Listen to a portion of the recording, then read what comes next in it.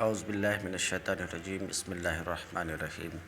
باب العلم انواریہ educational society و جامعہ انواریہ حیدرآباد انڈیا کے زیر اہتمام اللہ تعالیٰ کے فضل و کرم سے مشکات کا درس قسط وار جاری ہے۔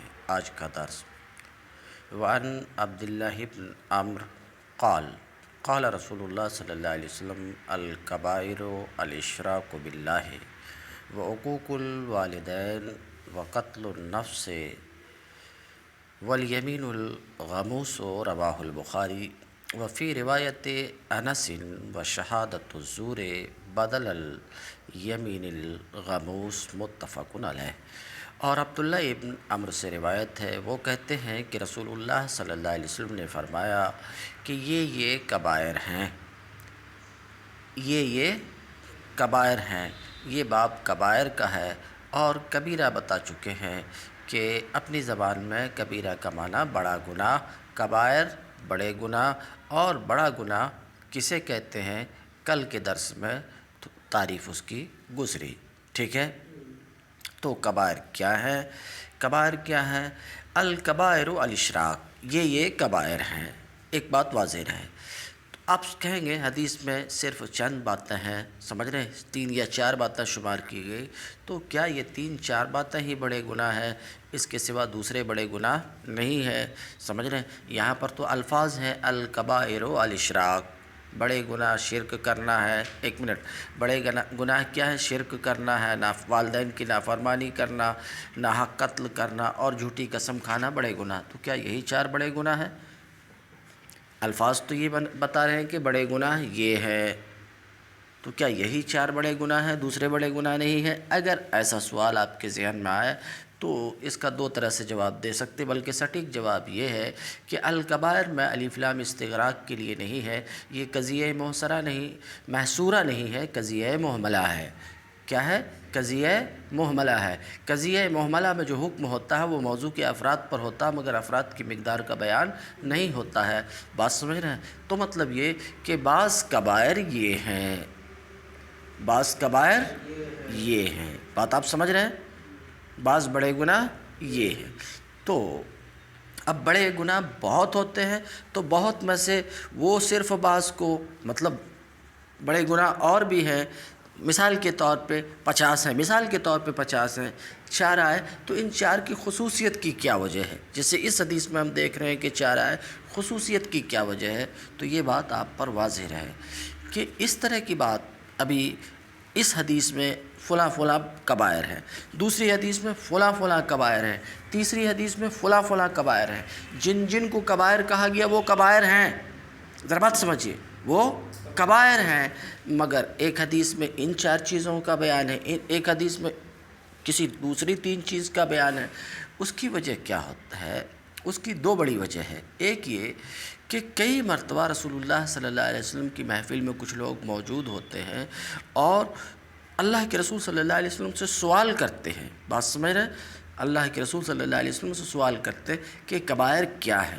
تو اللہ کے رسول صلی اللہ علیہ وسلم سوال کرنے والے کے حالات، اس وقت کے حالات کو پیش نظر رکھ کر کے کہ یہاں اس ماحول میں کون سے بڑے گناہ زیادہ چل رہے ہیں، کون سے گناہ اس ماحول میں، سمجھ رہے ہیں، یا پوچھنے والوں کے آس پاس یا خود پوچھنے والے کس طرح کے گناہ میں مبتلا ہیں یا ہو سکتے ہیں، بات سمجھ رہے ہیں؟ تو سٹک جن باتوں کا ایک تخمینہ اور اندازہ رہتا ہے کہ اس میں یہ باتیں ہو سکتی ہیں یا ہیں، یا ان کے آس پاس میں یہ باتیں ہیں، تو حالات اور آدمی کے اعتبار سے اس طرح کی باتیں بتائی جاتی ہیں۔ کچھ بات آپ سمجھ گئے؟ آپ کا سوال یہ تھا کہ یہی کی تخصیص کی ہے تو بہت، انہی کی تخصیص کی وجہ کیا ہے؟ تو اس کا جواب یہ دیا کہ یہ سوال کا جواب ہوتا ہے، عام طور سے سوال کا جواب، تو سوال کے جواب میں بات سمجھ رہے ہیں، اس وقت کا اس آدمی کو جس طرح کی ضرورت ہو، سمجھ رہے ہیں، یا اگلے آدمی کو جن گناہوں سے بچانا مقصود ہو، کیونکہ اس کے بارے میں ایک اندازہ یا تخمینہ ہے کہ یہ باتیں اس میں ہو سکتی ہیں یا ہوں گی، تو اسی مناسب سے مخصوص باتیں بیان کی جاتی ہیں۔ کچھ بات آپ سمجھ رہے ہیں؟ بہرحال عبداللہ ابن عمرو روایت ہے، وہ کہتے ہیں رسول اللہ صلی اللہ علیہ وسلم نے فرمایا کبائر، ابھی اس کبائر کو ہم کا ترجمہ بعد میں کریں گے، الاشراک باللہ، شرک باللہ، کسی کو اللہ کا شریک ٹھہرانا، المختصر شرک، شرک و عقوق الوالدین، اور والدین کی نافرمانی، مراد ہے یہاں پر والدین میں سے کسی ایک کی نافرمانی، والدین میں سے کسی ایک کی نافرمانی، بات سمجھ رہے ہیں؟ اب والدین کی نافرمانی، والدین کی نافرمانی کیا ہے؟ والدین کی حقوق ادا نہ کرنا، والدین کا جو حق ہے ان حقوق کو ادا نہ کرنا، یہ بھی والدین کی نافرمانی ہے، ان کے حکم کی مخالفت، یہ بھی والدین کی نافرمانی ہے، ان کے ساتھ صلہ رحمی نہ کرنا، یہ بھی والدین کی نافرمانی ہے۔ تو رسول اللہ صلی اللہ علیہ وسلم نے فرمایا شرک اور والدین کی نافرمانی اور ناحق کسی کا قتل کرنا، النفس کی پہلے بھی گزر چکا ہے، مراد ہے محترم جان کا ناحق قتل کرنا، حق کے ساتھ قتل کرنا یہ کبیرہ نہیں ہے۔ حق کے ساتھ قتل کرنے کا مطلب کیا ہے؟ پچھلے سبق میں بیان کر دیا، مثال کے طور پر ایک شخص نے کسی کو قتل کیا ہے، قتل کیا، بدلے میں اسے قتل کیا جاتا ہے، تو یہ حق کے ساتھ قتل ہے، اسے قتل کرنے کا حق ہے، بات سمجھ رہے ہیں؟ ایسا کچھ نہیں ہے ناحق قتل کرنے کی بات ہے، بات سمجھ رہے ہیں؟ حق کے ساتھ قتل وہ کبیرہ نہیں ہے، وہ تو جائز ہے، اس کی تو اجازت ہے، وہ فی القصاص حیات یا اولی الالباب، بات آپ سمجھ رہے ہیں؟ ہاں، تو بہرحال قتل النفس ما سبق میں بھی گزر چکا ہے، ناحق کسی جان کو قتل کرنا، یعنی کسی محترم شخص کو ناحق قتل کرنا، یہ بھی کبیرہ ہے۔ آگے والیمین الغموس، اور یمین غموس، اب کہیں گے یہ یمین غموس کیا ہے؟ وہ قسم ہے جو جان بوجھ کر جھوٹی کھائی جائے کسی گزشتہ واقعہ پر، یعنی کسی گزشتہ واقعہ پر جان بوجھ کر جو جھوٹی قسم کھائی جائے اسے یمین غموس کہتے ہیں۔ ایک مثال سے سمجھا دیتا ہوں، مثال کے طور پہ ایک آدمی کہے اللہ کی قسم میں ایسا نہیں کیا ہوں،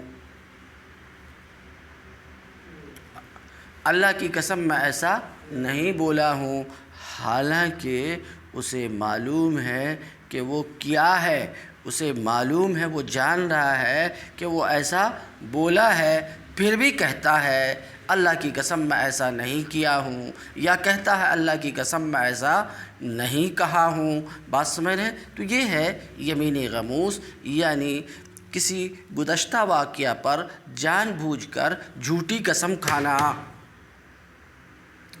کسی گزرے ہوئے واقعہ پر جان بوجھ کر جھوٹی قسم کھانا، یہ ہے یمین غموس۔ یمین، اب سمجھ گئے؟ یمین غموس سمجھ گئے؟ گزرے ہوئے کسی بات پر نہیں، گزرے ہوئے آنے والے چیز پر اگر قسم کھایا جائے تو وہ دوسرا ہے، گزشتہ واقعہ پر، کسی گزرے ہوئے واقعہ پر، کسی گزری ہوئی بات پر جان بوجھ کر جھوٹی قسم کھانا، یہ اس فقہ کی اصطلاح میں سے کیا کہتے ہیں؟ یمین غموس۔ اس کا کیا حکم ہے؟ یمین غموس میں کفارہ تو نہیں واجب ہوتا ہے مگر گنہگار ہوتا ہے، اور یہ حدیث بتا رہی ہے کہ یمین غموس جو ہے تو بڑا گناہ ہے، کیونکہ اس کی وجہ سے لوگ دھوکے میں مبتلا ہو جاتے ہیں، لوگ دھوکہ کھا جاتے ہیں، بات سمجھ رہے ہیں کہ نہیں؟ لوگ دھوکہ کھا جاتے ہیں، سمجھ رہے ہیں؟ تو اس میں لوگوں کو، سامنے والے کو ایک بڑے نقصان کا اندیشہ ہے، اس وجہ سے یہ یمین غموس بھی بڑے گناہوں میں سے ایک گناہ ہے۔ تو یمین غموس آپ سمجھ گئے؟ اب پھر سے ایک بار اس کا ترجمہ دیکھیے کہ رسول اللہ صلی اللہ علیہ وسلم نے فرمایا شرک اور والدین کی نافرمانی اور ناحق قتل کرنا اور جھوٹی قسم کھانا الکبائر، یہ بڑے گناہ ہیں، یہ بڑے گناہ ہیں۔ رواہ البخاری، امام بخاری نے اس کی روایت کی ہے، وفی روایت انس، اور انس کی روایت میں ہے، ابھی جو اوپر میں آپ نے دیکھا وہ عبداللہ ابن عمرو کی روایت تھی، اور حضرت انس بن مالک رضی اللہ تعالی عنہ کی روایت میں کیا ہے؟ شہادت الزور ہے۔ کیا ہے؟ شہادت الزور، یعنی جھوٹی گواہی دینا، یہ کبائر میں ہے۔ یہ تو ان کی روایت میں شہادت الزور ہے یمین غموس کے بدلے میں۔ یہ بات سمجھ میں آئی کہ عبداللہ ابن عمرو کی روایت میں تو آپ نے دیکھا آخری لفظ کیا؟ والیمین الغموس، لیکن یہی حضرت انس کی روایت میں آئیے گا تو یہاں پر والیمین الغموس کا لفظ نہیں ہے، اس کے بدلے میں کون سا لفظ ہے؟ شہادت الزور، جھوٹی گواہی دینا۔ یہ بات سمجھ میں آ گئی؟ چلیے، متفق علیہ، اس حدیث کی روایت امام بخاری، امام مسلم دونوں نے کی ہے۔ وعن ابی ہریرہ قال قال رسول اللہ صلی اللہ علیہ وسلم اجتنبوا السبع الموبقات، اور حضرت ابو ہریرہ رضی اللہ تعالی عنہ سے روایت ہے، وہ کہتے ہیں کہ رسول اللہ صلی اللہ علیہ وسلم نے فرمایا کہ 7 خطرناک چیزوں سے بچو۔ الموبقات، اوبکیوبے کو ہلاک کرنا، تباہ کرنا، سمجھ رہے ہیں؟ موبق ہلاک کرنے والی، تباہ کرنے والی۔ ترجمہ، اجتنبوا السبع الموبقات، 7 خطرناک چیزوں سے بچو۔ اللہ کے رسول صلی اللہ علیہ وسلم نے کیا فرمایا؟ 7 خطرناک چیزوں سے بچو۔ قالوا یا رسول اللہ وما ہن، صحابہ نے عرض کیا اے اللہ کے رسول وہ 7 خطرناک چیزیں، 7 موبقات کیا ہے؟ تو اللہ کے رسول صلی اللہ علیہ وسلم نے فرمایا الشرک باللہ، اللہ کے ساتھ شرک۔ سمجھ رہے ہیں؟ شرک کئی بار بول چکا ہوں، ایک بار تھوڑی وضاحت کے ساتھ بولا ہوں۔ اللہ کی ذات یا صفت میں کسی کو اس کا شریک ٹھہرانا یہ بڑا جرم ہے۔ کیوں؟ کیونکہ حقیقت یہ ہے کہ لا شریک لہ، سمجھ رہے ہیں؟ لا نظیر لہ، لا مثل لہ، نہ کوئی اس کا شریک ہے، نہ کوئی اس کے نظیر ہے، نہ کوئی اس کے مماثل ہے، کسی بات میں کوئی اس کی طرح نہیں ہے۔ بات سمجھ رہے ہیں؟ تو 7 خطرناک چیزوں سے بچو، وہ کیا ہیں؟ تو آپ صلی اللہ علیہ وسلم نے فرمایا الشرک باللہ، 7 میں سے ایک تو اللہ کے ساتھ شرک ہے، اور دوسرے سحر، جادوگری ہے۔ کیا ہے؟ جادوگری ہے۔ بات سمجھ رہے ہیں؟ یہ سحر، جادوگری، جادو سیکھنا یہ بھی بڑا گناہ ہے۔ ہاں، ذرا سی تفصیل ہے، تھوڑی سی تفصیل ہے سحر میں، اور وہ یہ ہے کہ جادو سیکھنا، ایک سوال، ایک تو جادو کرنا، ایک جادو سیکھنا۔ تو جادو سیکھنا کیا اس کی کسی صورت میں اجازت ہے؟ بات سمجھ رہے ہیں؟ جادو سیکھنے کی کسی صورت میں اجازت ہے؟ تو ہوتا یہ ہے کہ عام طور سے سحر میں سمجھ رہے کلمہ کفر ہوتا ہے، کفریہ بات ہوتی ہے، تو اگر سحر میں کلمہ کفر ہے تب تو اس کا سیکھنا حرام ہے، اس کا سیکھنا قطعاً حرام ہے۔ اور اگر اس میں کلمہ کفر نہیں ہے، ذرا بات سمجھیے، سحر میں کلمہ کفر نہیں ہے، اور یہ سحر صرف اس لیے سیکھا جائے کہ جادو کو اتارا جائے، جادو کو اتارنے کی نیت سے، کیا کہہ رہا ہوں میں؟ جادو کے اتارنے کی نیت سے اگر سیکھتا ہے تو یہ سحر جائز ہے۔ تو سحر سیکھنے کے جواز کے لیے، سمجھ رہے ہیں، اس سحر کے تعلم کے جواز کے لیے 2 شرط ہے، سحر میں کلمہ کفر نہ ہو، اور یہ سیکھنا کس کے لیے ہو؟ جادو کے کاٹ کے لیے، جادو کے کاٹ کے لیے، جادو کے اتارنے کے لیے۔ تو اہل علم کہتے ہیں اس صورت میں سحر سیکھنا جائز ہے، ورنہ سحر سیکھنا جائز نہیں ہے۔ اس صورت میں تو قطعاً جائز نہیں ہے، جبکہ اس میں کلمہ کفر ہے۔ سمجھ رہے ہیں؟ یہ کفر ہے۔ اور اگر کلمہ کفر نہیں بھی ہے، کلمہ کفر نہیں بھی ہے، بات سمجھ رہے ہیں، مگر اس نیت سے سیکھنا کہ کسی کو نقصان پہنچایا جائے، تو یہ بھی مفسد ہے، یہ بھی حرام ہے، یہ بھی بڑا گناہ ہے۔ ہاں، صرف ایک صورت میں سیکھنا جائز ہے، جو صورت آپ کے سامنے رکھی گئی۔ بات آپ سمجھ رہے ہیں؟ یا آپ کے حاشیہ میں ہے یہ بات؟ کہتے ہیں اور جادوگری کس کو شمار کیا جا رہا ہے؟ 7 خطرناک چیزیں. وقتل النفس التی حرم اللہ الا بالحق، اور ناحق کسی محترم جان کو قتل کرنا. ناحق کسی محترم جان کو، ناحق کی وضاحت میں کر چکا، سمجھ رہے ہیں؟ ناحق کسی محترم جان کو قتل کرنا، سمجھ رہے ہیں، یہ بھی خطرناک چیز ہے، یہ بھی موبق ہے. اسی طریقے سے وَأَكْلُ الرِّبَا، اور سود کھانا، یہ بھی خطرناک چیز ہے. سود کھانا قرآن میں آپ ہے معلوم ہے، احل اللہ البیع وحرم الربا، سمجھ رہے ہیں، وحرم الربا. تو سود کھانا، سمجھ رہے ہیں، یہ بھی خطرناک چیز ہے. آج عام طور سے یہ بات پائی جاتی ہے، عام طور سے یہ بات پائی جاتی ہے جو خطرناک ہے رسول اللہ صلی اللہ علیہ وسلم کی تصریح کی روشنی میں. وَأَكْلُ مَالِ الْيَتِيمِ، اور یتیم کے مال کو کھانا، یہ بھی موبق و مہلک ہے، ہلاک کرنے والا ہے، جہنم میں پہنچانے والا کام ہے. کیوں؟ یتیم تو اس لائق ہے کہ اس کے اوپر شفقت کی جائے، اس پر رحم کھایا جائے، نہ یہ کہ اسی کو ہڑپ کر کے کھا لیا جائے، اسی کا مال ہضم کر لیا جائے. بات سمجھ رہے ہیں؟ تو آج مدارس کے محتممین، عام طور سے میں تقریر نہیں کروں گا، صرف ایک جملہ اشارہ کر رہا ہوں، مدارس کے محتممین عام طور سے ہندوستان میں 99% محتممین، یہ جو بچے ہیں، سمجھ رہے ہیں، ایک طرح سے یتیم ہیں. حقیقت میں سب تو یتیم نہیں ہیں، بہت سے یتیم بھی ہیں، بات سمجھ رہے ہیں، مگر ایک طرح سے یہ یتیم ہیں. ان بچوں کے نام پہ پیسے لاتے ہیں اور اپنی بلڈنگیں ٹھوکتے ہیں، اور بریانی مرغ مسلم کے بغیر اپنا نہیں کھاتے ہیں، کار کے بغیر خود پھرتے نہیں ہیں. بات سمجھ رہے ہیں، اور ان کو جیسا تیسا کھانا کھلاتے ہیں. بات سمجھ رہے ہیں. تو یہ لوگ بھی، سمجھ رہے ہیں، یہ لوگ بھی بڑے گنہگار ہیں، کبائر کے مرتکب ہیں، سمجھ رہے ہیں کہ نہیں.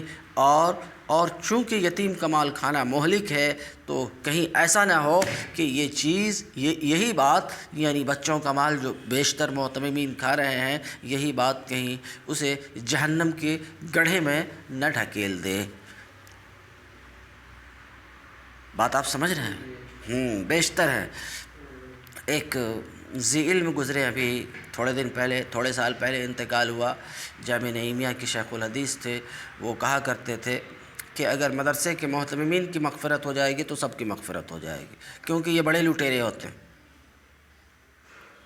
بڑے ڈاکو ہوتے ہیں، سمجھ رہے ہیں، یہ بچوں کا کھاتے ہیں، سمجھ رہے ہیں، اور لوٹ کے کھاتے ہیں. ارے بھائی، محنت کے لائق کھاؤ، محنت کے لائق کھاؤ.